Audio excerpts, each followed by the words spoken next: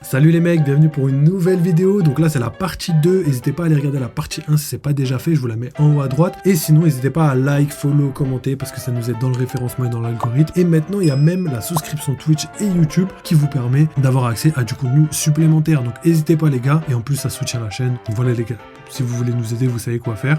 Et aujourd'hui c'est la React Spoil, donc voilà, je vous laisse regarder. Donc c'est parti les gars, on commence le début de l'analyse, j'espère que vous êtes prêts parce que ça va être lourd de ouf. Alors, premièrement, on a Elbaf, donc ce chapitre c'est un chapitre important. Pourquoi? Parce que c'est un chapitre révélateur, je les appelle comme ça parce que voilà, c'est les chapitres qu'on attend. Ça ressemble un petit peu aux chapitres de fin de tome, les chapitres qui servent à faire un gros cliffhanger, mais en même temps à révéler tout ce qu'il y a à révéler par rapport à l'intrigue du tome entier. Voilà, Oda c'est comme ça qu'il réfléchit au niveau de cet tome, au niveau de l'intrigue, etc. Vous avez capté. Donc ça c'est une première chose. Et quelles sont les informations qui sont données et qui ont été un petit peu cachées depuis le début du tome? Pour moi, c'est clairement Elbaf déjà. C'est vrai que Elbaf, depuis le début, on nous sauce, on nous donne des visions d'Elbaf qu'on veut tellement voir, des côtés féeriques, on a vraiment tellement de choses en tête que on attendait avec impatience et au final on n'a pas de réponse à tout ça et ça c'est assez ouf. Et justement c'est à ça que sert le chapitre, à nous donner des réponses, à nous donner envie de regarder, de continuer à regarder One Piece, et c'est là où va se faire tout le côté légendaire un petit peu de l'arc. Pourquoi? Parce qu'on va avoir des informations sur Elbaf, comme je l'ai dit, avec 2 doubles pages épiques à la fin du chapitre qui va nous montrer Elbaf avec potentiellement l'arbre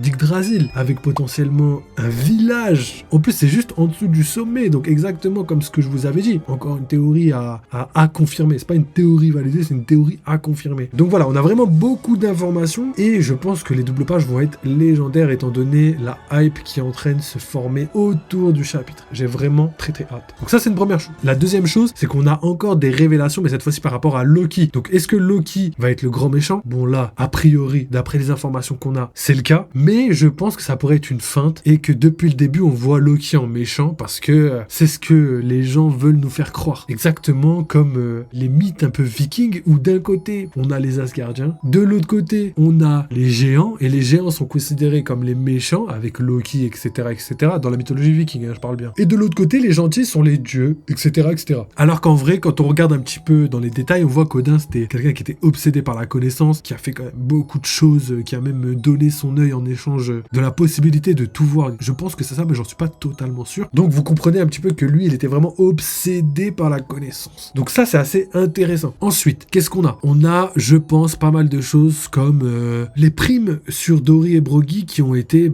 dévoilées, hein, avec un level up de malade.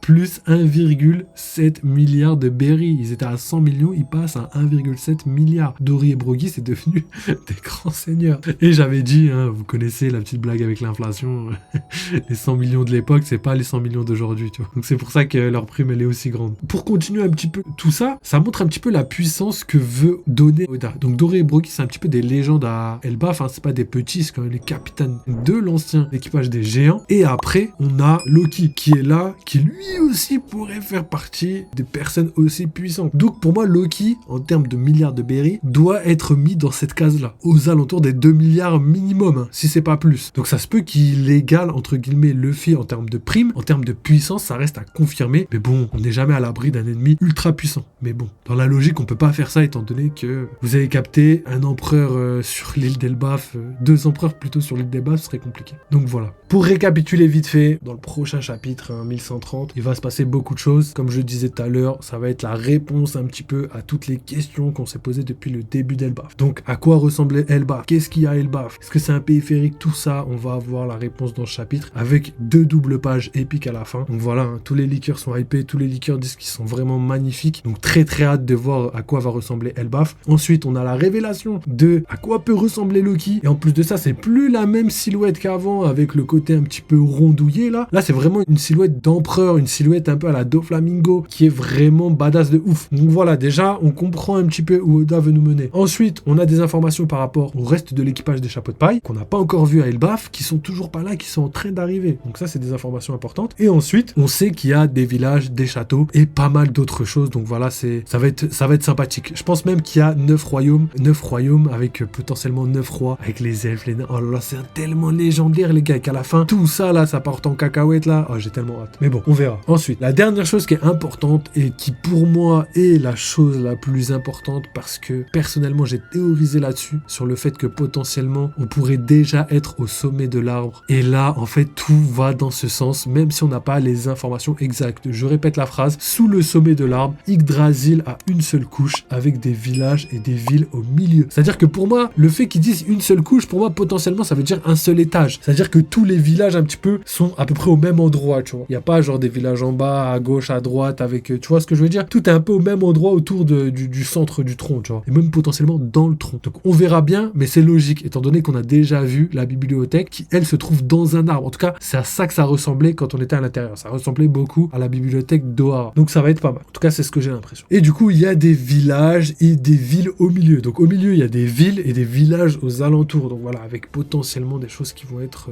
dévoilées. Donc je sais pas à quoi ça peut correspondre, étant donné qu'on n'a pas de confirmation visuelle. Donc je théorise pas, je valide aucune théorie pour l'instant, parce que voilà, on sait pas encore ce qui va se passer. Donc voilà, je pense que j'ai fait le tour au niveau de l'analyse. Je pense que j'ai tout dit. Les seules choses que je pourrais ajouter, c'est au niveau de Loki, qui a potentiellement tué son père pour voler son fruit du démon. Ça ressemble étrangement à Barbe Noire qui tue un de ses amis pour récupérer son fruit du démon, tu vois. Et là, c'est assez marrant. Et au final, pour l'instant, Loki est diabolisé. Donc, c'est bel et bien un ennemi aux yeux du monde, aux yeux de potentiellement Luffy pour l'instant, ou de l'équipage, ou des alliés tout simplement. Mais ça pourrait changer très prochainement. On verra, parce que moi, j'ai l'intime conviction. Ça, c'est ma théorie personnelle. J'ai l'impression que Loki, il est diabolisé et qu'il pourrait être victime un petit peu de sabotage, mais en même temps, victime de sa notoriété. Peut-être qu'il rencontre pas beaucoup de gens, qu'il échange pas vraiment beaucoup avec les autres, et que les autres, du coup, font une réputation sur son dos. À voir. Personnellement, j'ai l'impression qu'il est diabolisé et que ça va potentiellement être un allié. C'est ce que je crois pour l'instant. On verra après par la suite. Rien de sûr. Et ça pourrait aussi supposer que la personne la plus forte d'Elbaf, c'est Loki. Ça aussi, il faut le garder en tête, parce que pour l'instant, on n'a pas de confirmation autre que celle-ci, tu vois. On continue. Il y a Luffy qui quitte le groupe et part à sa rencontre alors qu'il est attaché à un arbre. Ça, j'ai pas compris. Donc, je sais pas ce qui s'est passé entre le précédent chapitre et ce chapitre-là, mais logiquement, Luffy, il est attaché à un arbre, ou peut-être que c'est Loki qui a attaché à un arbre. Je sais pas, la phrase nous aide pas trop. Et qu'est-ce qui a attaché Luffy à un arbre? Je comprends pas. Pourquoi Loki sera attaché? Je comprends pas non plus. Donc voilà, il va falloir décrypter un petit peu tout ça, mais je pense que c'est des informations qu'il va falloir creuser, parce que c'est là où se situent les meilleures choses, entre guillemets, vous avez capté. En tout cas, c'est ouf. Du coup, pour terminer l'analyse, et après on va discuter, les gars, j'ai pas mal de théories, mais je les ferai demain. Je pense que c'est mieux que je les fasse demain, parce que sinon je vais trop m'égarer. En tout cas, il y a énormément d'informations à traiter. Pour la team YouTube, j'espère que vous avez kiffé les petites réacts. C'est que le commencement. Donc pas de théorie validée aujourd'hui, mais vous inquiétez pas, demain et vendredi, si tout se passe comme prévu, ça va être légendaire, parce que voilà, c'est encore des choses que j'ai dit il y a des semaines et des semaines et qui se réalisent petit à petit. Donc voilà, on aura fait 2 chapitres d'affilée, on aura pré-shot ce qui se passait à l'intérieur. Donc voilà, je suis assez content de moi. On fait un travail remarquable. Faut savoir flex un petit peu dans la vie. Le travail paye, les gars, et je vous jure que je me donne à fond. Donc voilà, oubliez pas, les gars, si jamais vous voulez soutenir la chaîne, n'hésitez pas à follow, à liker, à commenter, lâchez votre meilleur commentaire, votre meilleure théorie dans les commentaires, et n'hésitez pas à me dire aussi pour toutes les personnes qui étaient là quand j'avais théorisé et qui avaient vu la théorie validée, mais avant, tu vois. Je sais que par exemple Nope ou même potentiellement toute la team Twitch, ils sont là, on sait, tu vois, on sait, mais dites-moi pour la team YouTube si jamais vous avez vu. Et à part ça, maintenant, il y a la souscription YouTube et la souscription Twitch si jamais vous voulez participer comme ça, Mignot, au développement de la chaîne. D'ailleurs, merci encore, et merci à tous ceux qui le font, à tous ceux qui vont le faire, hein. N'hésitez pas, les gars, hein. Vous avez du contenu exclusif, vous avez accès à pas mal de choses, et c'est que le début, parce qu'on compte bien mettre énormément de choses supplémentaires à tout ça. Donc voilà, n'oubliez pas la team, vive les jeux vidéo, vive One Piece, et à très très vite.